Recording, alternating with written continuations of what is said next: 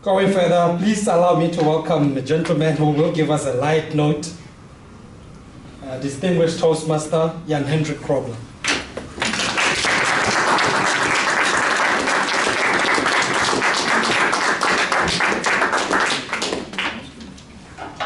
Thank you, Mr. President, ladies and gentlemen, and especially Peter. Yes, I had to think about what I should speak to, what topic I should speak to tonight, and then I thought of the word forum. And when I think of the word forum, in my mind I see a space or a place or a platform where people can share ideas.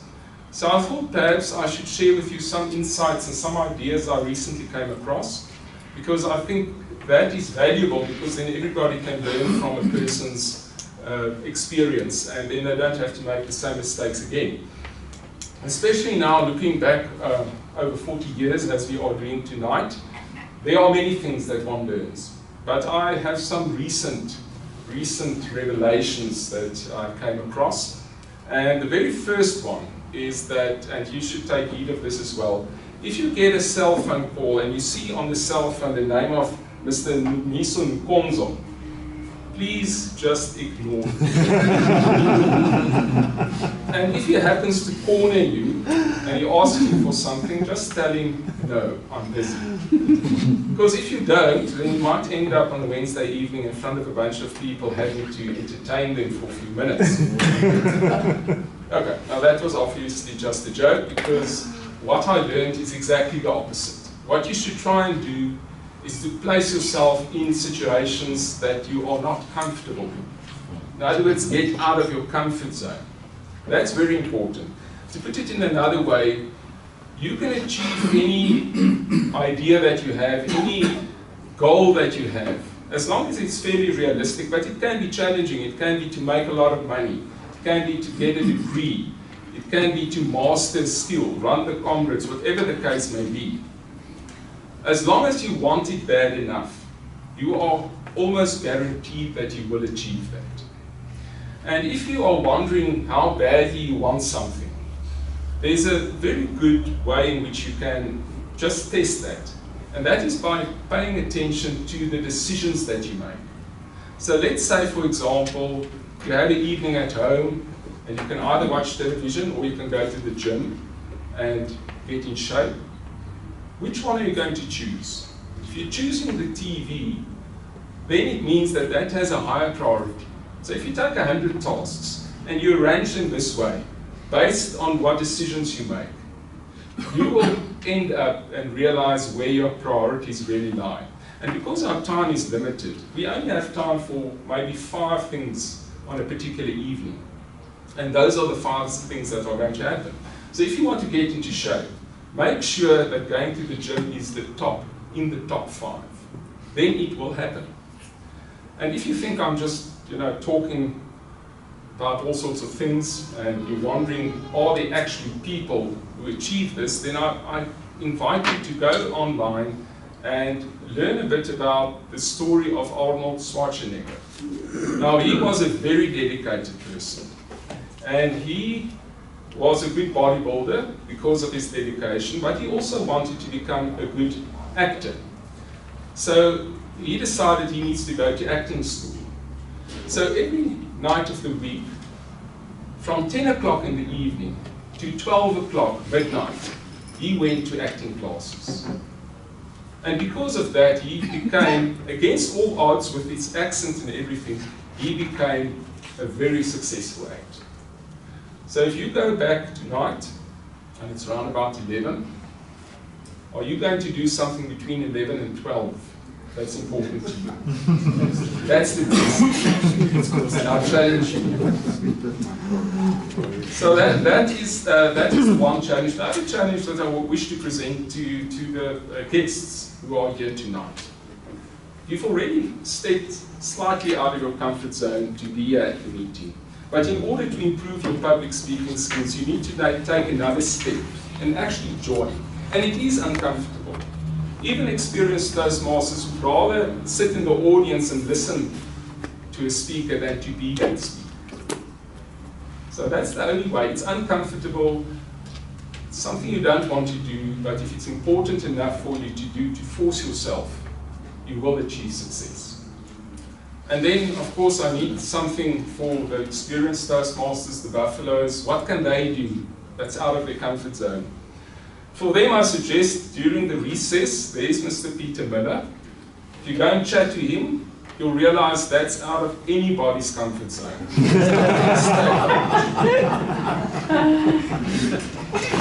Something else that I learned that's also completely unrelated to the first insight is around procrastination. I'm somebody who really struggles with that, and I'm sure there are people in the audience who struggle with that as well.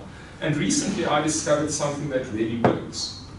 And that I want to share with you. And if you listen to it, you might think it's very simple, it's not rocket science, but it is something that's being used by Elon Musk and Bill Gates. And they are highly effective. Now my form, or the form of procrastination that I suffer from, is particularly embarrassing, because I get very excited about things. And then I start with enthusiasm, I tell everyone what I'm doing. And then the momentum just leaves me. And then after a few months I speak to a person again that I told about all these things, about upgrading this room and doing that at the home. And they ask me, how's it going? And then I have to admit that I haven't really done a lot. And ironically, that is something that I read, that's the story that I read when I was a child. There was a book called Simon in the Land of Chalk Drawings, and he had exactly the same problem. And I even found a picture of him, which I'll show to you now. And by the way, if you are wondering about the low technology I'm using, please remember ESCOM and load shedding. So this is my opportunity to blame ESCOM. Anyway, here's Simon. I don't know if any of you know him, or maybe read his yarn. This is Simon. You can see he's pretty sad, and that's you know how you feel when you procrastinate. It makes you sad. So the story basically goes like this. He draws all sorts of things, animals and trains and people, but he never finishes a picture. So then one day, one of these characters come from this world of chalk drawings into the real world. They grab him and they take him back. And then he needs to do all sorts of things, and they have all sorts of adventures. And I even have a picture of that guy. This is the character who came back from the other world, and you can see Simon, and you can see in his hand, he has a piece of chalk. And he's suggesting to Simon what he can do with that piece of chalk. So my question is, what do you think he's suggesting to Simon that he can do with his piece of chalk? Okay, it's not that. He suggested to him that he finishes all these drawings, which he did, and then they have all sorts of adventures, and everybody is happy in the end. Right, so that's my story about Simon and myself. But how do you overcome it? It's actually quite simple. You probably have like 8 or 10 different things that you are putting off for later to do. And the trick is to take your day, or take an hour, and divide it into very small pieces, very small intervals. And then you spend a little bit of time on each of those, and you force yourself not to spend too much time. Because if you spend a little time, it's very easy to get started. If you have to, let's say, do e-filing, you can spend a few minutes just getting one document you need, and then you move on to your next task and the next task, and when you're finished, you come back and then you get the second document, and sooner or later you will actually get to a point where you have finished your e-filing. And that really works. Like I say, it sounds very simple, but it really works. And there are people like Elon Musk. You can go and look it up. He divides his day into 5-minute increments. And I recently found out that Bill Gates does the same, except he uses 6 minutes. So my system is even better because I use 10 minutes. So try that. It will actually work quite well. And now we get to the third insight. And this is also maybe fairly serious. and that is regarding the whole concept of freedom of speech. Right? Now, if I ask the audience, who of you believe in freedom of speech? I think all of you will raise your hands. And that's true. But if you look at the way society is behaving, especially in South Africa, where people are all up in arms, and these guys are taking these guys to court, and they are complaining about this, and there are political parties who want to shut journalists out of their meetings, and there are journalists who say, we're not going to report on your activities because you are mean to us, and so forth. It doesn't sound as if people really understand what it is about. And then, obviously, if you go to social media, it's even worse.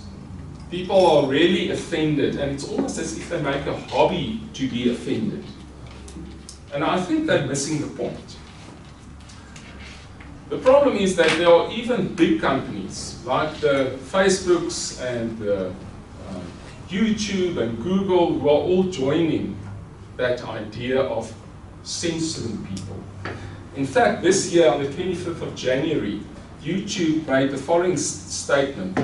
They said, we'll begin reducing recommendations of borderline content and content that could misinform users in harmful ways, such as videos promoting a phony miracle cure for serious illness, or claiming that the earth is flat, or making blatantly false claims about events like 9/11. Okay, now we all laugh at claiming the earth is flat, and we regard that as blatantly false. But you can also get much more serious, like, for example, the whole idea of Holocaust denial. It's legal in South Africa to do that, to deny that the Holocaust happened. It's legal in America, but in many countries in Europe, it is a crime to do that. And I think most of us would be fairly comfortable with that, because it is blatantly false. But what about this other one about the flat earth? That's also blatantly false according to YouTube. So what if that becomes a crime? And then where do you end? Where do you stop? Because now, who decides what is blatantly false is actually somebody somewhere at Google, some executive. Not a politician. Not even a South African. So that starts ringing some alarm bells. And it is here where I came across something that's really important, a really good capturing of the idea of freedom of speech that I want to share with you. And that is by Noam Chomsky. I don't know whom of you might know him. But he said, if you don't believe in freedom of speech for those whom you despise, you don't really believe in freedom of speech at all. That's a profound statement. Right? So I want you to have a bit of a practical example right now. So I would ask you to think of somebody in South Africa, a politician perhaps, who's making provocative statements, who's really obnoxious, who says anything he likes and gets away with it. And I think all of you are probably thinking of the person I'm thinking of. But please keep in mind, it's his special evening tonight. So just take a second person.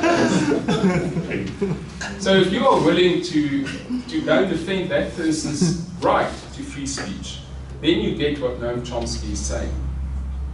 And then perhaps another point, you can say Noam Chomsky is a historian, he's an academic, it's easy for him to make statements like that. But it might be interesting for you to know that the person he was defending when he was saying this, to great cost to his own reputation, was indeed a Holocaust denier. And what makes it even more significant is that Noam Chomsky is Jewish. So that is significant, and that's why I think that is such a beautiful quote, and it encaptures the whole idea of freedom of speech. Then perhaps, lastly, what is the solution to people who are now saying anything they want? The answer, the beauty of freedom of speech is that you can use more freedom of speech to address those lies, address that person, to take him on. And there was a comedian who had a very good saying, and it's a bit crude, so I'll just maybe soften it a bit. He said, if you come across on social media an a-hole, being an a-hole, the beauty of free speech is you can tell him he's an a-hole. Isn't that beautiful? But I have a lawyer friend, and he said that at this point I must just categorically state that Mr. Peter Miller doesn't even have a Twitter. So ladies and gentlemen, those are just a few thoughts. I know they were perhaps a bit more serious than you might have liked, but I think it's important. I think that's the essence of a club, a Toastmasters Club, a forum where you share ideas. So I'll just conclude by quickly recapping those 3 insights, and because some of you might have nodded off a bit, you think I didn't see.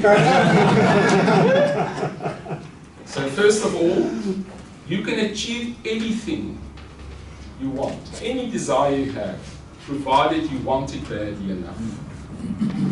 You can overcome procrastination by doing what Bill Gates and Elon Musk do, by dividing your time into small sections and rotating between the tasks. And then, if you don't believe in freedom of speech for those you despise, you don't really believe in freedom of speech at all. So Peter, congratulations on your 40 years, your anniversary. You, as people before me said, you're a real asset to the club, and I wish you all the best for the future, Mr. President.